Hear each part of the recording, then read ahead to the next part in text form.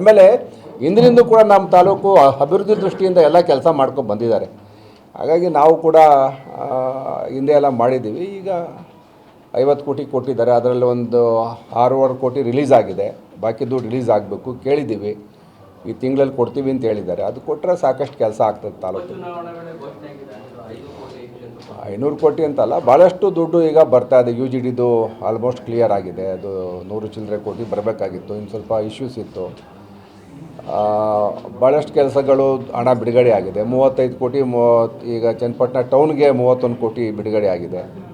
Tender ಕೂಡ ಆಗಿದೆ. ಸೋಮವಾರದಿಂದ ಎಲ್ಲ ಕೆಲಸ ಪ್ರಾರಂಭ ಮಾಡ್ತೀವಿ. ನಮ್ಮ ರಸ್ತೆ ಪ್ರಾರಂಭ ಮಾಡಿದ್ದೀವಿ, ಹಂಗೆ ಎಲ್ಲ ರಸ್ತೆಗಳೂ ಪ್ರಾರಂಭ ಮಾಡ್ತೀವಿ. ಏನು ಅಧ್ಯಕ್ಷೆ, ತಾಲೂಕಲ್ಲಿ ಪರವಾಗಿಲ್ಲ, ಇನ್ನೂ ಒಂದು ನಿರೀಕ್ಷೆ ಜಾಸ್ತಿ ಇದೆ. ರಸ್ತೆ ಎಲ್ಲ ವೈಡನ್ ಮಾಡಬೇಕು, ಅದಕ್ಕೆಲ್ಲ ದುಡ್ಡು ಕೇಳಿದ್ದೀವಿ. ಸೈಟ್ ಹಂಚ್ತೀವಿ. ಈಗ ದುಡ್ಡು ಬಂದಿದೆ, 5 ಕೋಟಿ ಡೆವಲಪ್ಮೆಂಟಿಗೆ ದುಡ್ಡು ಬಂದಿದೆ, ಈಗಿನ ಪ್ರಾರಂಭ ಮಾಡ್ತೀವಿ. ಶಾಸಕರಾಗಿ 1 ವರ್ಷ ಕಳೀತು, ಖಾಸಗಿ ಬಸ್ ನಿಲ್ದಾಣದ ಜಾಗ ಇನ್ನೂ ಏನೋ ಪ್ರೋಗ್ರೆಸ್ ಆಗಿಲ್ಲ, ಯಾವ ಹಂತದಲ್ಲಿದೆ ಸರ್? ವೆಂಕಟೇಶ್ ಅವರೇ, ಖಾಸಗಿ ಬಸ್ ನಿಲ್ದಾಣ ಕೋರ್ಟಲ್ಲಿ ಇರ್ತಕ್ಕಂಥ ವಿಚಾರ. 2 ಕೋರ್ಟಲ್ಲಿ ಇದು ಕೇಸಿತ್ತು. 1 ಕೋರ್ಟಲ್ಲಿ ದುಡ್ಡು ಕೊಡಬೇಕು ಅವ್ರಿಗೆ 4 ಚಿಲ್ಲರೆ ಕೋಟಿನ ಅಂತ ತೀರ್ಮಾನ ಆಗಿತ್ತು. ಅವರು ಸಾಲೋದಿಲ್ಲ ಅಂತ ಅದಕ್ಕೆ ಆರ್ಬಿಟ್ರೇಷನ್ಗೆ ಪುನಃ ಹೋಗಿದ್ದರು. ಅಲ್ಲಿ ವಜಾ ಆಗಿದೆ. ಈಗ ನಾವು 4 ಕೋಟಿ ಅವ್ರಿಗೆ ಕೊಡಬೇಕಷ್ಟೆ. ಜಾಗ ನಮಗೆ ಬಿಟ್ಟುಕೊಡ್ಬೇಕು. ಈಗ ಅವರು ಅದೀಗ AC ಅವರ ಕಂಟ್ರೋಲಲ್ಲಿದೆ.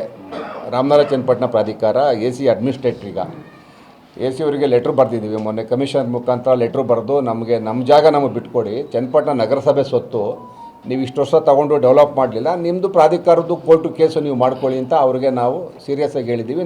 ನಮಗೀಗ ಬಸ್ ಸ್ಟ್ಯಾಂಡ್ ನಮ್ಮ ಪೊಸಿಷನ್ ಕೊಡ್ತಾರೆ. ನಗರಸಭೆ ವಶಕ್ಕೆ ಆದಷ್ಟು ಬೇಗ ಬಸ್ ಸ್ಟ್ಯಾಂಡ್ ಕೊಡ್ತಾರೆ.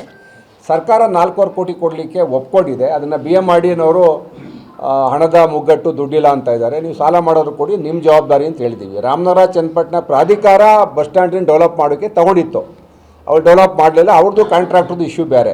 ನಾವು ಚನ್ನಪಟ್ಟಣ ನಗರಸಭೆಯವರು ನಮ್ಮ ಜಾಗ ನಮಗೆ ಕೊಟ್ಬಿಡಿ, ನಾವು ಡೆವಲಪ್ ಮಾಡ್ತೀವಿ ಅಂತ ಕೇಳಿದ್ದೀವಿ.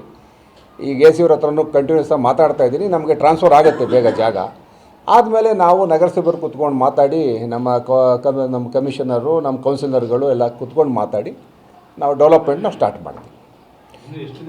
ಈಗ ಬಿಡಿಸ್ಕೋತೀವಿ. ಅದೇ ಈಗ ಅವ್ರಿಗೆ ದುಡ್ಡು ಕೊಟ್ಟರೆ ಈಗ ಬಿಟ್ಟಂಗೆ ಎಲ್ಲ ಆಲ್ಮೋಸ್ಟ್ ಎಲ್ಲ ಇಶ್ಯೂಸ್ ಸಾಲ್ವ್ ಆಗಿದೆ. ಕಾಂಟ್ರಾಕ್ಟ್ರಿಗೂ ನಮಗೂ ಚನ್ನಪಟ್ಟಣ ರಾಮನಗರ ಪ್ರಾಧಿಕಾರಕ್ಕೆ ಇದ್ದದ್ದು ಹಣದ ಡಿಸ್ಪ್ಯೂಟು, ಅದು ಕೋರ್ಟಲ್ಲಿ ತೀರ್ಮಾನ ಆಗಿದೆ. ಈಗ ಅದನ್ನು ಸರ್ಕಾರ ಕೊಟ್ಕೋತದೆ. ನಮ್ಮ ಗಾಡಿ ನೀವು ಕೊಟ್ಕೊಳ್ಳಿ, ನಮಗೆ ಪೊಸಿಷನ್ ಕೊಡಿ ಅಂತ ಕೇಳ್ತಾ ಇದ್ದೀವಿ. AC ಅವರಿಗೆ ಲಾಸ್ಟ್ ವೀಕು ನಾನು ಮಾತಾಡಿದೆ, ಕಮಿಷನರ್ ಕಳಿಸಿದ್ದೆ, ಲೆಟ್ರ್ ಕೂಡ ಬರೆದಿದ್ದೀವಿ. ಬಹುಶಃ ಇನ್ನೊಂದು ಕೆಲವೇ ದಿವಸದಲ್ಲಿ ಅದು ನಮಗೆ ಟ್ರಾನ್ಸ್ಫರ್ ಆಗುತ್ತೆ, ನಗರಸಭೆಗೆ ವಾಪಸ್ ಬರ್ತದೆ ಆ ಪ್ರಾಪರ್ಟಿ. ಅದು ಡಿಸ್ಪ್ಯೂಟ್ ಬೇರೆ ಇಶ್ಯೂ. ನಗರಸಭೆ ಪ್ರಾಪರ್ಟಿ ವಾಪಸ್ ಬಂದಮೇಲೆ ನಗರಸಭೆ ಆಸ್ತಿ ಅದು. ನಾವು ಪ್ಲ್ಯಾನ್ ಮಾಡ್ತೀವಿ ಏನು ಮಾಡಬೇಕು, ಅದನ್ನ ಹೆಂಗೆ ಡೆವಲಪ್ ಮಾಡಬೇಕು ಅನ್ನೋದು ನಗರಸಭೆಯವರು ನಾವು ಕೂತ್ಕೊಂಡು ಪ್ಲ್ಯಾನ್ ಮಾಡ್ಕೋತೀವಿ. ಆಗ್ತದೆ ಆಲ್ಮೋಸ್ಟ್ ನನ್ನ ಪ್ರಕಾರ ಜನವರಿ ಫೆಬ್ರವರಿನಲ್ಲಿ ನಾವು ಪೊಸಿಷನ್ ತಗೋತೀವಿ.